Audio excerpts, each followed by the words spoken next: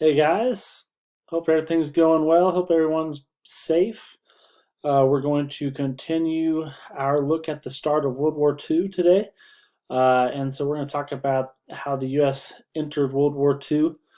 And we need to kind of understand the situation prior to the United States getting into the war.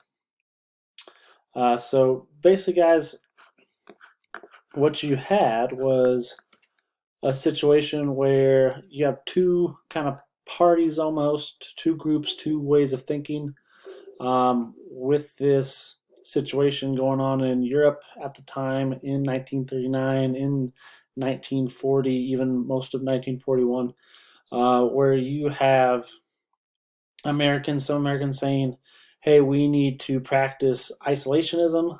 So we need to stay out of all of this. We need to keep our nose out of it. We don't need to be producing arms and preparing that way. So we don't need to entice anyone to say, hey, look at them, look what they're doing. They must be trying to mess with us. So they don't want to do that. And then you also, guys, have a situation where other people are saying, no, we need to be prepared. So we need to make sure that we have an army that we're building up, armaments, and that's going to be our best protection from getting into this war is deterring these other countries to mess with us because we have a big, strong army. And so, guys, for the most part, preparedness is going to win out. Obviously, there's some people in the United States that would just say, hey, we are going to end up in this war. We might as well jump in now while we have the allies, while we have the help from the British, and then later on the Soviets. But, you know, that wasn't necessarily going to happen unless we were probably attacked. And so while that wasn't going to happen, guys, preparedness did kind of win out. You had President Roosevelt introduce Lend-Lease. So basically, hey, America, we need to continue to supply the Allies, the British and the Soviets, give them whatever they want, and they can pay for it later. So prior to this, guys, the American Congress had a policy of basically um, you have to pay cash for these these war items, for these goods that you want to buy from us, and come pick it up.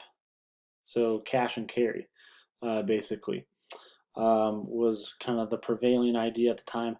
And Roosevelt said, no, when your neighbor's house is on fire, you don't, say, hey, I have a hose, you can buy it from me. You just give them the hose and let them try and save their house, and you worry about the damages and all that later. So that's kind of how he explained it to the American people, and he got his way. We started giving aid freely to both Britain and the Soviets, and just said, "You'll owe us later," with kind of the idea that that probably was never going to get paid back. He also declared a national emergency, guys, in 1940, and this kind of spurred him to say, he essentially said, hey, we need to build an arsenal of democracy. So he called for the production of all these airplanes and all this war material, um, with the idea of this is a big deal. This war is getting pretty crazy. We need to be prepared. So preparedness won out in the end. Um, Now, as far as our relations with Japan and us getting into the war, guys, Roosevelt, he was really concerned with Japan expanding into Asia, particularly China.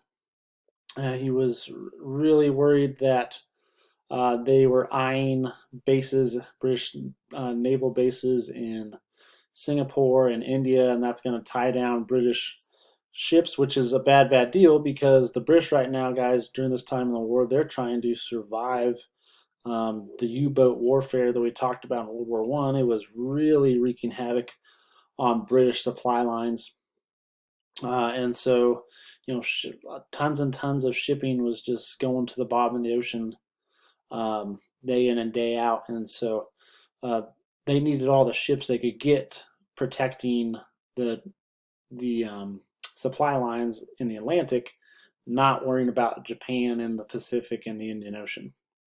And so he wanted to make sure Japan stayed off their back.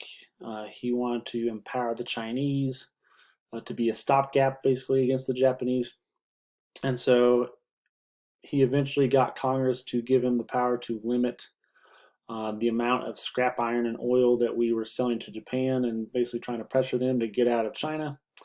When this did not work, we started sending Lend-Lease supplies to China, and we also said, hey, we're not going to uh, sell oil to you anymore. So we put an oil embargo on Japan as well. And this, guys, really put Japan up against the wall, because when you think about Japan, guys, they're like a poor man's version of Great Britain. They're an island nation. They have very little resources.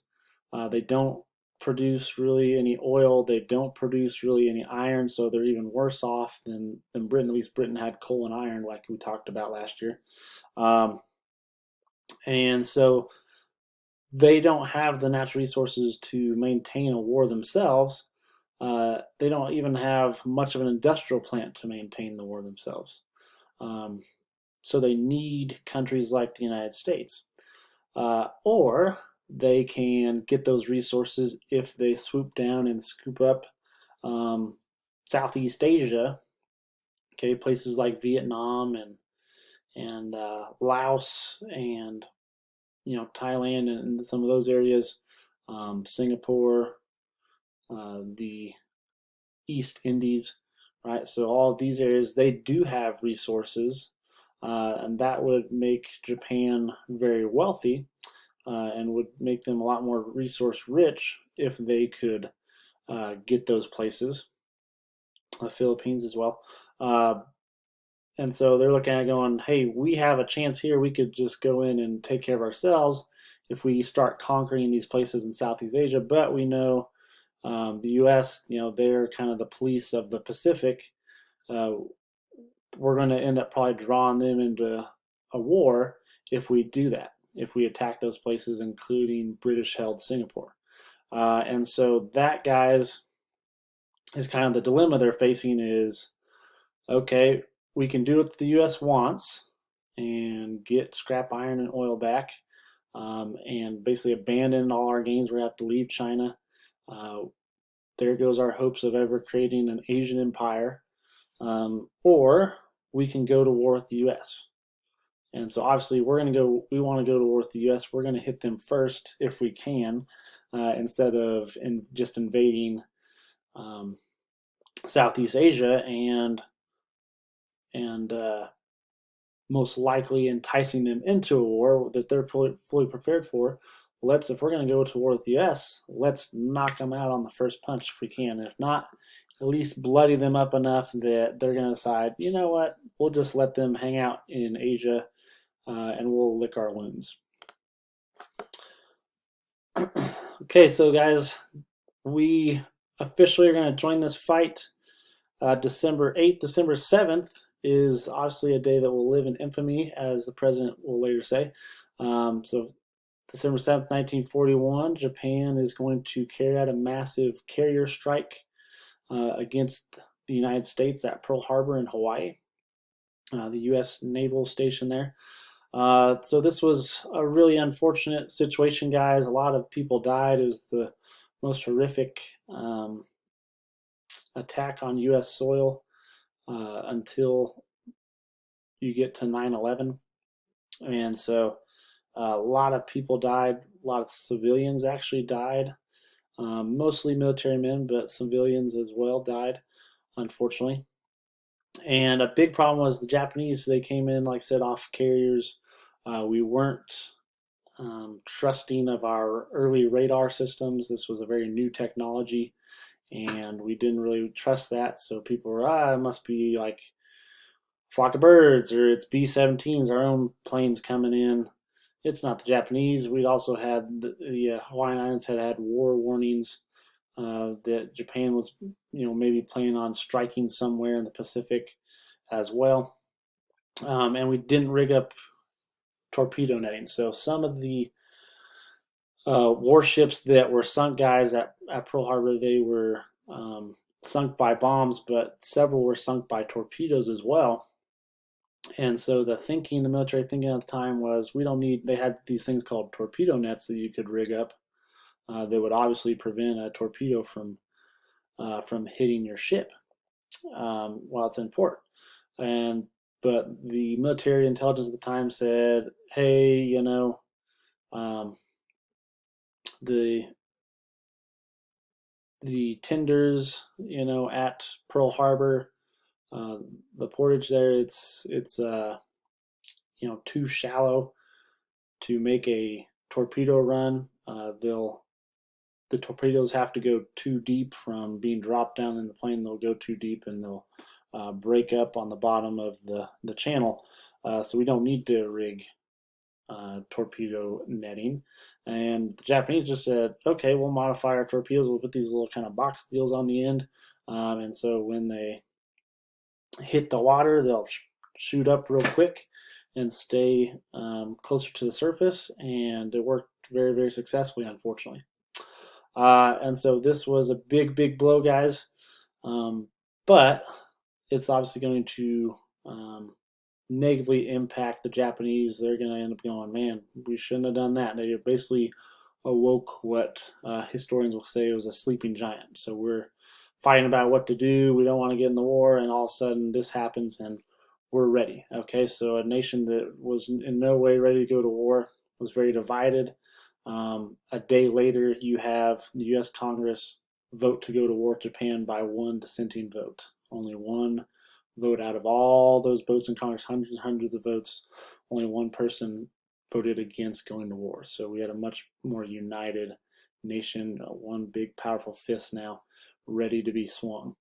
Um, Germany, guys, they're allies with Japan, so they were part of that Pact of Steel as well, and they didn't have to support Japan. The wording in the treaty said if Japan was attacked, which Japan attacked us, but Germany was getting tired of us. They thought we were kind of wimpy, and so they said, why not? Let's support our allies, and we're going to declare war on the US too. We're tired of tiptoeing around these guys anyway. So now we have to fight a two-front war, and so that's obviously very problematic. So once again, guys, we're in a bad position to fight a war. Even though a war's been going on for a while, we know we might have to get in it.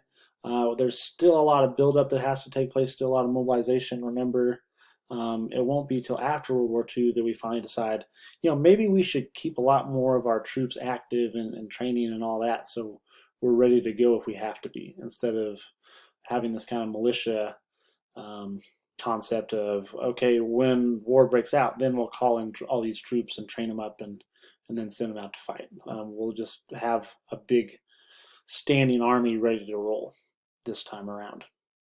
Okay, and so guys, we have, like I said, a lot of room for improvement. We have a lot to get done to prepare for this war now that we're in it to fight it. So you have to obviously make sure your troops are supplied. This is going to be the key to modern warfare. We found that out in World War One. Is the country that can produce the most supplies, the most machines, the most